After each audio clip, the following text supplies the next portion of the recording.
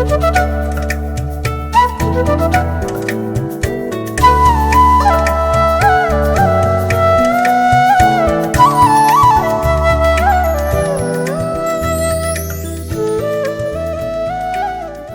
Breast feeding வீக்கை August 1 இருந்து August 7 வரை celebrate பண்ணிட்டு வந்துட்டு இருக்கோம். பிரஸ்ட் ஃபீடிங்கில் இருக்கக்கூடிய நடைமுறை சந்தேகங்கள் அண்ட் மிட்ஸ் பற்றி பேசுறதுக்காக நம்ம கூட இன்னைக்கு நியோநாட்டாலஜி ஹெச்ஓடி டாக்டர் வானதி விஜயகுமார் இருக்காங்க. அவங்க கிட்ட பேசலாம். வணக்கம் மேம். வணக்கம். எப்படி இருக்கீங்க? நல்லா இருக்கீங்க மேம். ஃபர்ஸ்ட் வந்து ஒரு காமனான கொஸ்டின்ஸ்ல இருந்து போயிடலாம். என்னோட ஃபர்ஸ்ட் கொஸ்டின் என்னன்னா, இப்போ தாய்ப்பால் பத்தி பேசுறப்ப அடிக்கடி இந்த வரிகள் சொல்லுவாங்க. என்னன்னா, breast feeding is natural but it needs learning அப்படின்னு சொல்லுவாங்க. இப்போ பிரஸ்ட் ஃபீடிங் வந்து ஒரு இயற்கையான விஷயம் தான். அதுக்கு ஏன் இவ்வளவு அவேர்னஸ் அண்ட் கைடன்ஸ் தேவைப்படுது மேம்? ஸோ ரொம்ப நல்ல கேள்வி. ஸோ உயிரினங்கள் அனைவரும் பிரஸ்ட் ஃபீடிங் தான் பண்ணுறாங்க. ஸோ இது குறிப்பிட்டு நம்ம ஹியூமன்ஸ்க்கு வந்து இது எக்ஸப்ஷனல் இது. ஸோ இது வந்து நம்ம இயல்பாக அந்த காலத்துலேருந்து எல்லாரும் பண்ணிகிட்ருக்கிறது தான். இப்போ நடைமுறையில் நிறையா சாத்தியங்கள், மருத்துவ nuances, that is creations plus AI era, இது எல்லாத்துலேயும் நிறைய பேர் நிறைய விஷயங்களை படிக்கிறதுனாலையும் ப்ளஸ் இயல்பாக வாழ்க்கை முறை ரொம்ப ஃபாஸ்ட்டாக இருக்கிறதுனாலையும் நம்ம சில நார்மல் திங்ஸை வந்து நம்ம மகளிருக்கு ரிமைண்ட் பண்ண வேண்டியிருக்கு. ப்ளஸ் நம்ம சப்போர்ட் சிஸ்டமும் முன்னே இருந்த மாதிரி அவ்வளோ அதிகப்படுத்த வேண்டிய சூழ்நிலை இருக்குது. ஸோ இதனால தான் நம்ம வந்து பிரஸ்ட் ஃபீடிங்கை கரெக்டான விதத்தில் லேர்ன் பண்ணுறது ரொம்ப ரொம்ப important. For example, most of the problems தாய்ப்பால் கொடுக்குற முறையை நம்ம கரெக்டாக செஞ்சாலே பாதி ப்ராப்ளம் சால்வ்டு. அம்மாவுக்கு உடனடியாக நம்ம இந்த தாய்ப்பால் கொடுக்குற முறையை சரியாக இல்லைனாலேயே அவங்க மில்க் கம்மியாக இருக்குது, எனக்கு வரல அப்படின்றதுனால நம்ம ஆல்டர்னேட் ஃபீடிங்க்கு மோஸ்ட் ஆஃப் த மதர்ஸ் போகிறாங்க. அது சுத்தமாக தவிர்க்கலாம். So learning the art of breast feeding, தாய்ப்பால் கொடுக்க முறையை செயல்முறையை சீராக ஒரு தாய் கற்றுக்க வேண்டியது ரொம்ப ரொம்ப முக்கியம். Okay ma'am. இப்போ தாய்ப்பால் கொடுக்கறனால மதருக்கு என்னென்ன பெனிஃபிட்ஸ் இருக்குது மேம்? இதுவும் ரொம்ப ரொம்ப முக்கியமான கேள்வி. ஸோ இப்போ வந்து தாய்ப்பாலை நம்ம முதல் 30 நிமிஷத்துக்குள்ளே தொடங்கிறது ரொம்ப நல்லது. ஸோ இது வந்து லேபர் ரூம், டெலிவரி ரூம்லேயே சுகப்பிரசவம் ஆகும்போது அம்மா குழந்தையோட அழுகை குரலை கேட்ட உடனே அவங்களுக்கு பால் சுரக்க ஆரம்பிச்சிடும். ஓகே, ஸோ அந்த பேபி நல்ல கண்டிஷனில் இருந்து நல்லா அழுது விகரஸ் சைல்டுன்னு சொல்லுவோம், எந்த குறைபாடும் இல்லாமல் நல்லா இருக்கிற குழந்தைக்கு உடனடியாக பிரஸ்ட் க்ரால் அப்படின்னு சொல்லுவோம். தாயை வந்து பிறந்த உடனே அந்த குழந்தையை எடுத்து அந்த அம்மாவோட மார்பகத்துக்கு மேலே வச்சாலே அவங்களே போய் தாய்ப்பாலை உணர்ந்து ஃபீட் பண்ண ஆரம்பிச்சிருவாங்க. இது நம்ம வந்து எல்லா இடமும் WHO, Indian, outside India, எல்லா இன்டர்நேஷ்னல் ஆர்கனைசேஷன்ஸும் செயல்படுத்த வேண்டிய ஒரு இம்பார்ட்டன்ட் முறைன்னு சொல்கிறாங்க. 30 மினிட்ஸ்க்குள்ளே நம்ம முடிஞ்ச வரைக்கும் தாய்ப்பாலை தூங்கணும். செகண்ட் திங், இது ஸ்டார்ட் பண்ணாலே அம்மாவோட வலி குறைஞ்சு அம்மாவோட ப்ளீடிங், எக்ஸசிவாக டெலிவரி ஆனப்புறம் நிறைய கர்ப்பிணி பெண்களுக்கு அதிகமாக ப்ளீடிங் போகும். இதனால் அவங்க ஐசியூ கூட ஷிஃப்ட் பண்ணுற மாதிரி சுச்சுவேஷன் வரும். இது 50-60% குறைக்கலாம். ஸோ இது வந்து தாய்ப்பால் சீராக குடிக்க ஆரம்பிச்சிட்டாலே அவங்க வலியும் அந்த ப்ளீடிங்கும் நல்லாவே குறைஞ்சிரும், அந்த ஹார்மோனல் சேஞ்சஸ்னால. ஃபர்ஸ்ட் இம்பார்ட்டன்ட் பெனிஃபிட் அதான். செகண்ட், அப்போவே அந்த அம்மாவுக்கும் குழந்தைக்கும் தாயும் சேய்க்கும் தேவையான பாண்டிங் டெவலப் ஆகிடுது. அவங்க 2 பேரோட நலனையும் அதன் மூலமாகவே நம்ம சரிப்படுத்த உதவுறோம். தேர்ட் திங் வந்து அம்மாவோட ஃபர்ஸ்ட் மில்க் வந்து it's suppose to be like vaccine, குழந்தைக்கு நம்ம போடுற தடுப்பூசி. ஸோ அந்த கொலஸ்ட்ரால்ன்ற மில்க் 2 துளிகள் இருந்தால் கூட அந்த குழந்தைக்கு அமிர்தம். ஸோ அதனால் குழந்தையும் பயங்கரமாக நலனடைகிறாங்க. மூணாவது விஷயம், 6 மாதம் இடைவிடாமல் தாய்ப்பால் மட்டும் அம்மா புகட்டும் போது அம்மாவோட பாடியோட பேலன்ஸ், அவங்க என்ன வெயிட்டில் இருந்தாங்களோ, என்ன ஹெல்த் கண்டிஷனில் இருந்தாங்களோ, தாய்ப்பால் கொடுக்கறதுக்கு முன்னாடி ப்ரெக்னன்சி டைமில் அதுக்கு முன்னாடி இந்த அதே அளவு வெயிட், அதே அளவு நேச்சர், அதே அளவு health she will regain back. So இது வந்து சீரான முறையில் கரெக்டான வழியில் இருக்கும். இது எந்த எக்ஸசைஸோ எந்த எக்ஸ்ட்ரா டயட்டிங்கோ தேவை கிடையாது. இது மூலமாக நிறைய நோய்கள் அம்மாவால் ப்ரிவெண்ட் பண்ண முடியும், including cancers, especially tumours which involve the ovary. கர்ப்பிணி என்ன சொல்கிறது, யூட்ரஸ் அண்ட் அதர் ரிலேட்டட் ஆர்கன்ஸில் இன்வால்வ் ஆகிற கேன்சர்ஸ் நிறையா குறையும்.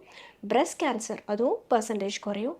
ஸோ ஓவராலாக பார்க்க போனால் ரொம்ப டேஞ்சரஸான நோயிலேருந்தும் இயல்பாக நம்ம எல்லா மதர்ஸ்க்கும் இருக்கிற obesity, weight gain, hyper tension, அந்த நோய் நொடிகள்லேருந்தும் தாய்ப்பால் இயல்பாக கரெக்டான சீரான முறையில் கொடுத்தாலே நோய்கள் தவிர்க்கிறது நிறையா ஹெல்த் பெனிஃபிட்ஸ் இருக்குது. Okay ma'am. இப்போ பேபிஸ் வந்து தாய்ப்பால் குடிக்கிறனால அவங்களுக்கு என்னென்ன பெனிஃபிட்ஸ்லாம் இருக்குது, எத்தனை வயசு வரைய கொடுக்கலாம் மேம்? ஸோ இந்த எக்ஸ்க்ளூசிவ் பிரஸ்ட் ஃபீடிங்னு சொல்கிறோம். அதாவது நான் சொன்ன மாதிரி முதல் 30 நிமிஷத்தில் துவங்குறோம். அது 6 மாதம் வரைக்கும் பிரத்யேக தாய்ப்பால், தாய்ப்பால் தவிர வேறு எந்த உணவும் குழந்தைக்கு தேவையில்லை. நிறைய பேர் கேட்பாங்க, இப்போ தாய்ப்பாலில் தண்ணி சத்து அதிகமாக இருக்கா, வெயில் அதிகமாக இருக்கே, நான் கொஞ்சம் வாட்டர் கொடுக்கணுமா? நோ. அதே மாதிரி என் குழந்தை ஃபீட் பண்ணிவிட்டு ரொம்ப அழறாங்க, வயிறு வலியோன்னு தோணுது, கேஸோன்னு தோணுது, வுட் ஒர்க்ஸ், கிரேப் வாட்டர், வசம்பு, ஜாதிக்காய், மாசக்காய் எதுவுமே கொடுக்கக்கூடாது. ஏன்னா இந்த தாய்ப்பால்ன்றது அந்த குழந்தையோட மாசக்கணக்கு ஏற்ப மாறுபடும்.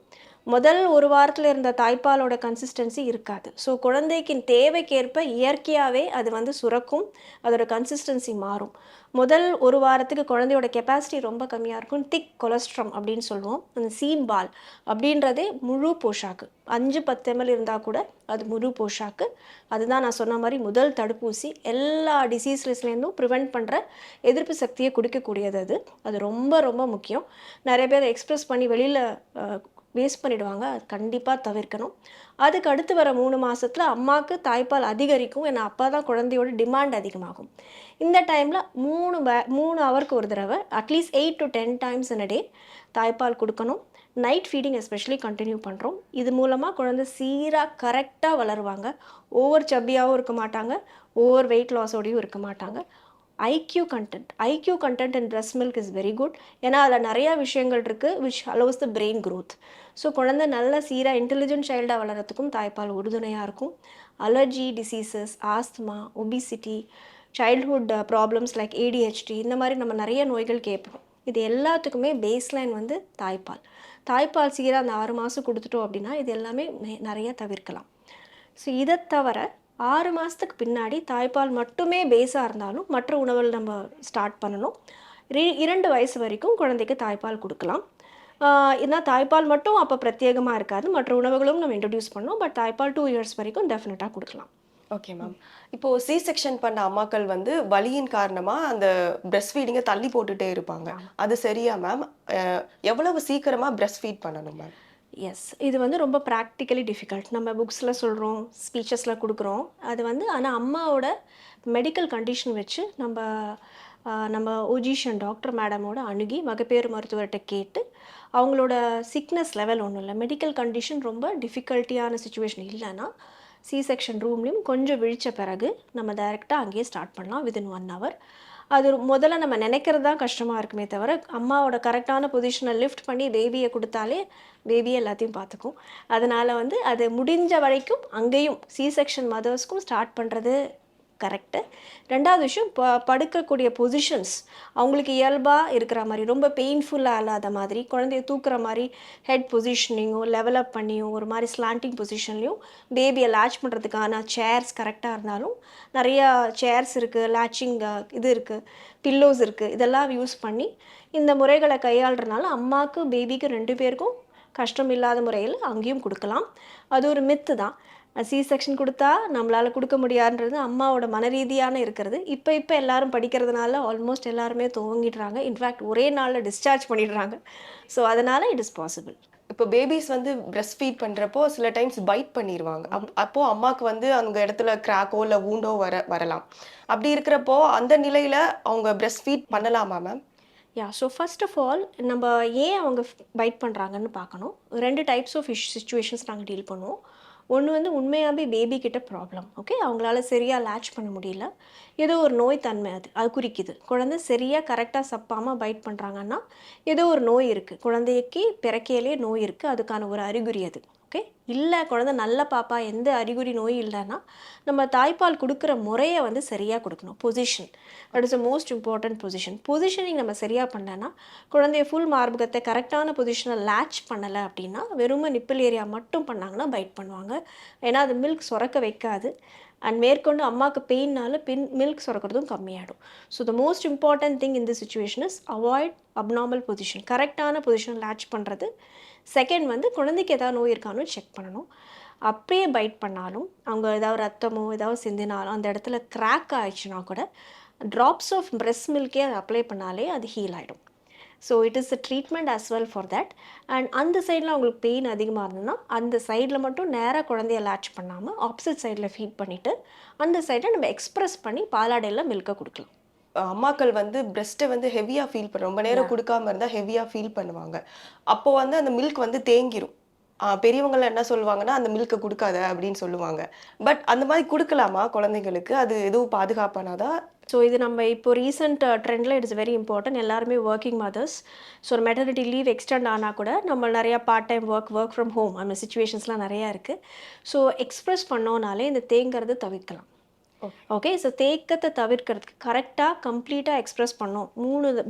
3 ஹவர்ஸ்க்கு ஒரு தடவை இதை டைரெக்டாக குழந்தை ஃபீட் பண்ணணும். இல்லைனா அவங்க இல்லைன்னா தூங்கிட்டு இருக்காங்கன்னா எக்ஸ்பிரஸ் பண்ணலாம். இந்த எக்ஸ்பிரஸ் பண்ண மில்க்கை குழந்தைக்கு தாராளமாக வெளியில் வச்சா கூட 6 ஹவர்ஸ்க்குள்ளே கொடுக்கலாம். சில பேர் வேறு ஊருக்கு போகிறாங்க, வேலைக்கு போகிறாங்க, நைட் ஷிஃப்ட் போகிறாங்க. அந்த மாதிரி மதர்ஸ் வந்து அதை எக்ஸ்பிரஸ் பண்ணி ஃப்ரிட்ஜில் ஸ்டோர் பண்ணலாம். அந்த ஃப்ரிட்ஜில் ஸ்டோர் பண்ணும்போது டோரில் ஸ்டோர் பண்ணாமல் ஃப்ரீசர் கம்பார்ட்மெண்ட்டுக்கு கீழே ஸ்டோர் பண்ணி வச்சா அது 24 ஹவர்ஸ் வரைக்கும் சேஃப். அதை எடுத்து வெளியில் நார்மல் டெம்பரேச்சருக்கு கொண்டு வந்துட்டோம் அப்படின்னா மறுபடியும் ஃப்ரிட்ஜில் வைக்கக்கூடாது. அதை ஒரு 4 ஹவர்ஸ்க்குள்ளே யூஸ் பண்ணலாம். இதனால் சயின்டிஃபிக்காகவும் சரி எந்த இதுவாகவும் நிறையா ப்ரூஃப் இருக்குது. It does not cause harm. ஆனால் கரெக்டான முறையில் நம்ம எக்ஸ்பிரஸ் பண்ணணும். நம்ம எப்பயுமே இந்த எக்ஸ்பிரஸ் பண்ணும்போது ஹேண்ட் வாஷ் பண்ணணும். இந்த பம்ப் நல்லா க்ளீனாக ஸ்டெரைலாக இருக்கணும். ஸ்டோர் பண்ணுற கண்டெய்னர் ரொம்ப க்ளீனாக இருக்கணும், ஸ்டெர்லைஸ்டாக இருக்கணும். ஸ்டோர் பண்ணுற ஃப்ரிட்ஜும் நீட்டாக இருக்கணும். மறுபடியும் குழந்தைக்கு அதை கொடுக்கும்போதும் பாலாடை எல்லா டிவைசஸ் எல்லாம் கொடுக்குறப்பையும் நீட்டாக க்ளீனாக இருந்தாலே எந்த இன்ஃபெக்ஷனும் வராது. தேங்கி போன மில்க்குன்னு எதுவுமே கிடையாது. அம்மா எக்ஸ்பிரஸ் பண்ண ஃப்ரெஷ்ஷாக சுரக்கிற மில்க் அது. இது வந்து டெஃபினட்டாக இன்ஃபெக்ஷன் தராது. அன்லெஸ் அம்மாவுக்கு அந்த சைடில் இன்ஃபெக்ஷன் ஏற்பட்டுடுச்சு, ஆல்ரெடி அவங்களுக்கு ஃபீவர் வந்துருச்சு, பஸ் மாதிரி சீல் மாதிரி கட்டியிருக்கு, எக்ஸ்பிரஸ் பண்ணுறப்ப பெயின் இருக்குது அப்படின்னா உடனடியாக டாக்டரை அணுகணும். அந்த ஒரு கண்டிஷனில் மட்டும்தான் குழந்தைக்கு அந்த பாலை கொடுக்க வேண்டாம். Okay ma'am. இப்போ அந்த பம்ப்டு மில்க்க வந்து சில பேர் நிப்பிள்ஸ்ல குடுக்குறாங்க. சோ அதனால குழந்தைக்கு நிப்பிள் கன்ஃப்யூஷன் வர சான்சஸ் இருக்கா மேம்? டெஃபினெட்லி. ஸோ நாங்கள் என்ன சொல்லுவோம்னா, தாய்ப்பால் ஏதாவது ஒரு வழிமுறையில் போனால் முக்கியம். ஓகே. பட் டோன்ட் கிவ் பாட்டில். ஏன்னா அந்த பாட்டிலில் இருக்கிற நிப்பிளும் நம்ம தாய்ப்பால் நேராக குழந்தை ஃபீட் பண்ணும்போதும் ரொம்ப டிஃப்ரென்ஸ் இருக்குது.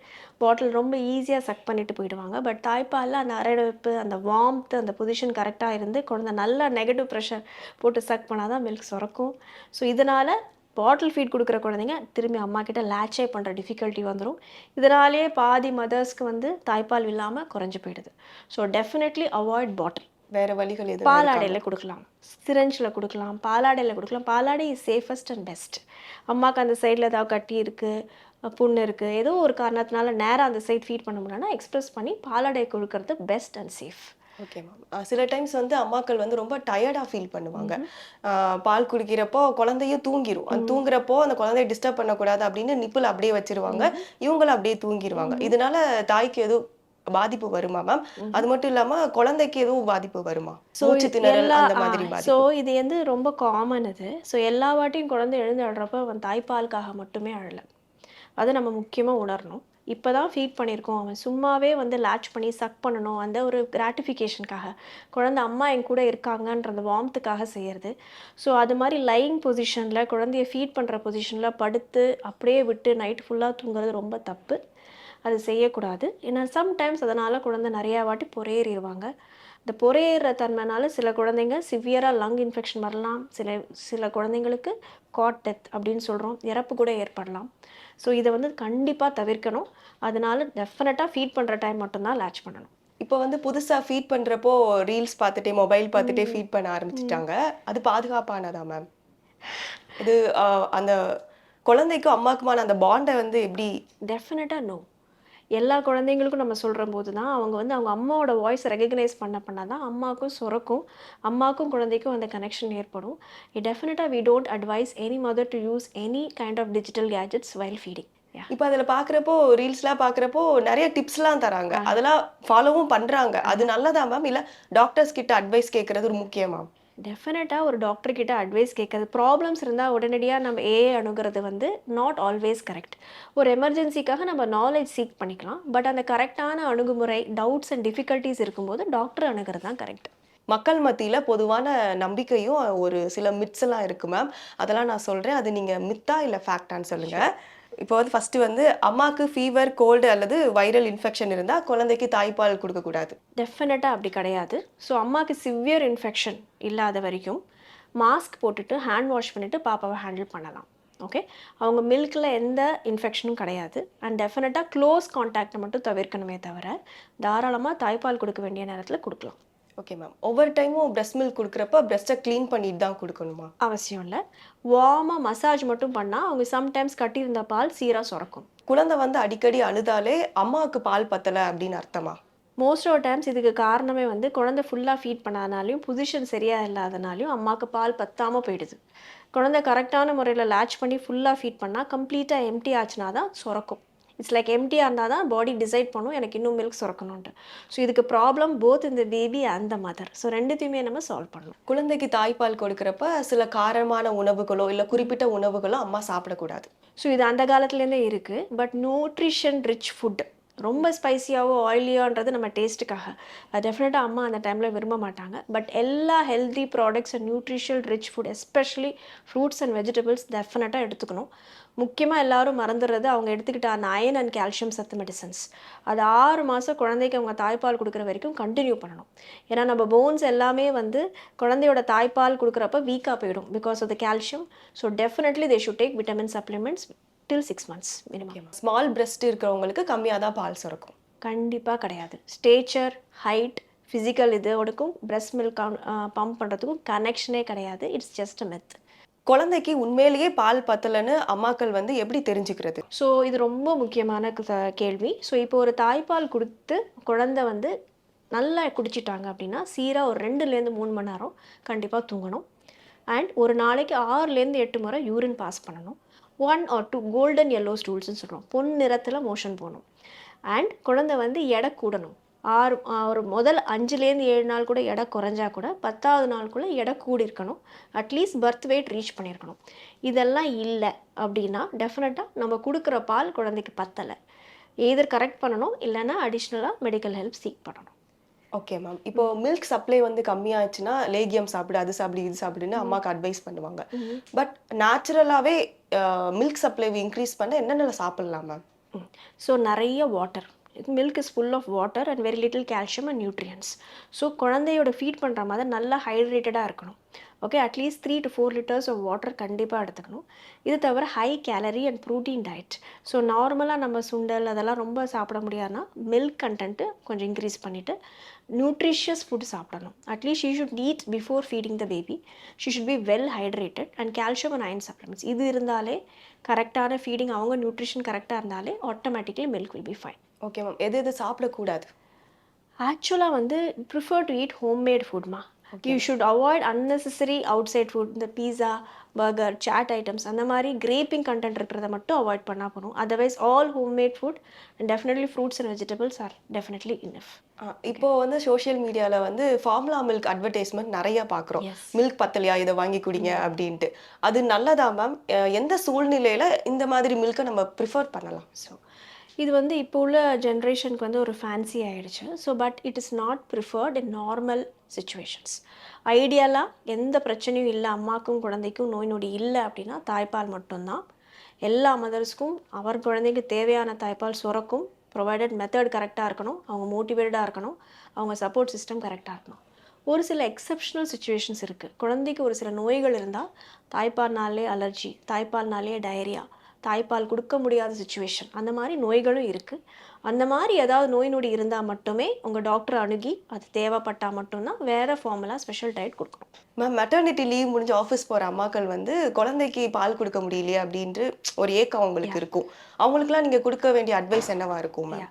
ஸோ இது வந்து ஒரு படபடப்பு, ஒரு கைண்ட் ஆஃப் நமக்கு இருக்கிற ஆங்ஸைட்டி அண்ட் டென்ஷன் தான். ஸோ இது வந்து என்ன யூஸ்வலாக ஒரு ப்ராக்டிக்கல் அட்வைஸ் என்னென்னா, குழந்தைக்கு நம்ம 6 months முடிய போகுது அப்படின்னாலே ஒரு 5th monthலேருந்தே தாய்ப்பால் எக்ஸ்ப்ரெஸ் பண்ணி யார் அவங்களுக்கு ஹெல்ப் பண்ண போகிறாங்களோ அவங்களுக்கு பாலாடை ஊட்ட கற்றுக் கொடுக்கணும். அண்ட் அந்த குழந்தைக்கு நான் தாய்ப்பால் நேராக கொடுக்காம பாலாடையிலும் உணவு அதே பாலை கொடுக்கணும், அது புரிஞ்சுக்கணும் குழந்தை. ஸோ அவங்களுக்கு ட்ரைனிங்காக கொஞ்சம் 2 to 3 weeks முன்னாடியே இந்த ட்ரான்சிஷனை ஸ்டார்ட் பண்ணலாம். ப்ளஸ் பம்பிங் பண்ணால் சில பேர் மில்க் குறையும் நினச்சிக்கிறாங்க. இன்ஃபேக்ட் பம்ப் பண்ணி எக்ஸ்ப்ரெஸ் பண்ணால் milk is going to increase. Okay, so குழந்தைக்கு நம்ம தூங்குகிற டைமில் பம்ப் பண்ணி வச்சு சேவ் பண்ணி கொடுக்கலாம். அவங்களோட ஸ்லீப்பிங் பேட்டர்னை பார்த்து தான் நம்ம வந்து பம்ப் பண்ணி சேவ் பண்ணி லேபிள் பண்ணி வச்சு நான் சொன்ன மாதிரி 24 hours வரைக்கும் ஃப்ரிட்ஜில் வைக்கலாம். மெயினாக நம்ம கொடுக்கும்போது பம்ப் பண்ணி வச்ச மில்க் நம்ம ஆஃபீஸ்லேயும் பம்ப் பண்ணலாம், ஒர்க் ஸ்டேஷன்ஸ்லேயும் பம்ப் பண்ணலாம். ஸோ எங்கே நம்ம பம்ப் பண்ணி எக்ஸ்ப்ரெஸ் பண்ணாலும் அதை பம்ப் பண்ணுற விதம் வந்து க்ளீனாக இருக்கணும். ஸ்டெரைல் ப்ரொசீஜராக இருக்கணும், நம்ம கண்டெய்னர் ஸ்டோர் பண்ணுறது நீட்டாக இருக்கணும், ப்ளஸ் அதை ட்ரான்ஸ்போர்ட் பண்ணும்போதும் ப்ரிஃபரபுளாக கோல்ட் ஸ்டோரேஜில் ட்ரான்ஸ்போர்ட் பண்ணணும். அந்த ஃப்ரிட்ஜில் இருக்கிற மாதிரி ஐஸ் க்யூப்ஸ் போட்டு அந்த ஃப்ளாஸ்க்லேயோ இல்லை அந்த கண்டெய்னர்லேயோ வச்சு நீட்டாக சீல்டு ஸ்டெயின்லெஸ் ஸ்டீல் கண்டெய்னர்ஸில் கொடுத்து அனுப்பணும். இது ரொம்ப ரொம்ப முக்கியம். So every 3 hours once direct feeding பண்ணால் ஆல்டர்னேட் ஃபீடிங் பம்ப் பண்ண ஆரம்பிச்சிட்டாங்க. Especially night time and early mornings அம்மாவுக்கு வந்து மில்க் அவுட்புட் அதிகமாக இருக்கும். இப்போ 12 மணிக்கு ஃபீட் பண்ணிட்டாங்க, இந்த குழந்தை கொஞ்சம் பெருசாகிடுச்சு, 5 மணி நேரம் தூங்குறாங்க அப்படின்னா நம்ம 3 மணிக்கு அரௌண்ட் எழுந்து பம்ப் பண்ணி அதை சேவ் பண்ணி வச்சா 5 மணிக்கு தாராளமாக குழந்தைக்கு டைரக்ட் ஃபீடிங் பண்ணலாம். பிகாஸ் நைட் டைம் வந்து சுரக்கிறது அதிகம் ஏர்லி மார்னிங் வரைக்கும். ஸோ இந்த விதத்தில் நம்ம ஒரு மாதிரி ஒரு சர்க்கிளை மெயின்டைன் பண்ணலாம். ப்ளஸ் எக்ஸ்ப்ரெஷனை க்ளீனாக பண்ணணும், ஸ்டோரேஜ் கோல்டாக பண்ணணும். இது தவிர்க்கும் இன்ஃபெக்ஷன்ஸை, குழந்தையும் ஹெல்த்தியாக வளர்கிறதுக்கு ஹெல்ப் பண்ணும். இப்போ வந்து ஹியூமன் மில்க் பேங்க் பத்தி நிறைய கேள்விப்படுறோம். அது எவ்வளவு பாதுகாப்பானது மேம்? சில அம்மாக்கள் வந்து யோசிப்பாங்க, அடுத்தவங்க பாலை நம்ம குழந்தைக்கு எப்படி கொடுக்கறது அப்படின்ற தயக்கம் இருக்கும். ஓகே, அது எவ்வளவு பாதுகாப்பானது மேம்? ஸோ இது ஹியூமன் மில்க் பேங்க் வந்து it is a milk gold, liquid கோல்டுன்னு சொல்கிறோம். ஸோ இது வந்து இப்போ நம்ம hospital Kanchi Kamakoti child trust ஹாஸ்பிட்டலையும் நிறுவனத்துலேயும் இருக்குது. ஸோ இங்கே ஆல்மோஸ்ட் ஒரு லாஸ்ட் 10 இயர்ஸாக அந்த மில்க் பேங்க் வந்து சீராக செயல்பட்டு வருது. ஸோ இது எப்படி நம்மளுக்கு ஹெல்ப் பண்ணுது அப்படின்னா, இங்கே நம்ம ஹாஸ்பிட்டல் செட்டப்பில் இருக்கிறனால நிறையா பேபிஸ் ஐசியூவில் இருக்காங்க. ஸோ இந்த ஐசியூவில் இருக்கிற குழந்தைங்க ஒரு சில குழந்தைங்க ப்ரீமெச்சூராக இருக்கிறதுனால பிறந்திருக்காங்க, ஒரு சில குழந்தைங்க நிறமாசமாக பிறந்தாலும் காம்ப்ளிகேஷன்ஸ் இருக்கனால. ஸோ இப்போது இந்த அம்மாக்களுக்கு குழந்தை ரொம்ப சிக்காக இருக்கும்போது தாய்ப்பால் கொடுக்க முடியாது, அவங்க சுரக்கலை அப்படின்னா இந்த ஹியூமன் மில்க் பேங்க்கில் மற்ற மதர்ஸோட மில்க் சேகரித்து இது வந்து க்ளீனாக இன்ஃபெக்ஷன் இல்லையா அப்படின்றத செக் பண்ணி அந்த டெஸ்ட் ரிப்போர்ட்ஸை பார்த்து ஸ்க்ரீன் பண்ண பிறகு தான் அம்மா அப்பாவோட கன்சன்ட்டுக்கு அப்புறம் தான் இது கொடுக்க போகிறோம். ஸோ இது வந்து validated across all over the world, safe and all the checks will be done before giving it to the baby and it is helpful. பிரசவத்துக்கு அப்புறம் மன அழுத்தம் இருக்கிற அம்மாக்கள் கிட்ட வந்து கட்டாயப்படுத்தி பால் கொடுக்க சொல்றது சரியா மேம்? ஸோ இது வந்து இந்த மன அழுத்தம், டிப்ரெஷன், ஆங்ஸைட்டி, போஸ்ட்மார்ட்டம் சைக்கோசிஸ் அப்படின்னு சொல்லுவோம். இது வேரியஸ் லெவல்ஸில் இருக்குது. ஒரு சிலவருக்கு மைல்டாக தான் இருக்கும், அந்த குழந்தையோட அழுகையும் குழந்தைய கையில் கொடுத்துட்டாலே அவங்க சரியாயிடுவாங்க. ஒரு சில மதர்ஸ் நான் சொன்ன மாதிரி ஐசியூவில் இருக்கிறவங்களுக்கு ரொம்ப சிவியராக இருக்கலாம், பாப்பாவை பார்க்க முடியாதனால டிட்டாச்சாக இருக்கறனால அதிகமாக இருக்கலாம். ஸோ இது எப்போ நம்ம டாக்டர் அணுகணும் அப்படின்றது, அவங்க ரொம்ப ரெபலியஸாக ஆகிறாங்களோ, இல்லை ரொம்ப அவங்க அக்ரெசிவ் பிஹேவியரில் இருக்காங்களோ, இல்லை ரொம்ப ஓவராக டிப்ரெஸ்டாக இருக்காங்களோ, அவங்க நெகட்டிவ் தாட்ஸ் நிறையா வந்தாலும் டெஃபினட்டாக அப்போ டாக்டரை அணுகி அதுக்கப்புறம் அவங்களுக்கு கரெக்டான கவுன்சிலிங் செஞ்ச பிறகு தான் நம்ம ஃபோர்ஸ் பண்ணலாம். ஸோ இந்த மைல்டு இருக்கிறவங்களுக்கு மோஸ்ட் ஆஃப் டைம்ஸ் ஃபீட் பண்ணாலே ப்ராப்ளம் சால்வ் ஆகிடும். ஸோ அதை நம்ம என்ன இது அப்படின்றது ரொம்பவும் ஃபோர்ஸ் பண்ணாமல் ஓரளவு நம்ம அட்டெம்ப்ட் பண்ணிவிட்டு அதுக்கு மேலே சாத்தியமாகலை அப்படின்னா நம்ம மருத்துவரை அணுகிட்டு அப்புறமா அந்த ப்ராப்ளமை சால்வ் பண்ணிக்கலாம். பிரஸ்ட் ஃபீடிங் வந்து அம்மா சம்மந்தப்பட்டது மட்டுமே கிடையாதுல்ல மேம்? அதில் ஃபாதர்ஸ் அண்ட் ஃபேமிலி சப்போர்ட் எவ்வளவு இருக்கணும்? அவங்க என்ன மாதிரி அவங்க ஹெல்ப் பண்ணணும் மேம்? ஈக்குவலாக இருக்கணும்.